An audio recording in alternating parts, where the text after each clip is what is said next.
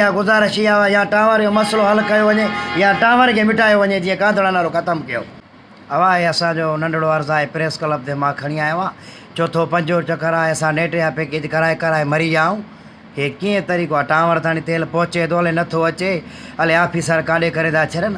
महिरबानी करे हिकिड़े टावर में 5-6 कनेक्शन कया अथनि, मुकमल 4-5 पैकेज असां कराया आहिनि, को बि नथो हले। हेॾे ॾिस पैकेजनि जा ख़र्च असांजा यकी 400-500 इंटरनेट जो पैकेज करायो कयो आहे। क़ुरान खणी अचूं भला, जा टावर खे पटियो या नेट खे हेॾे कयो न भला।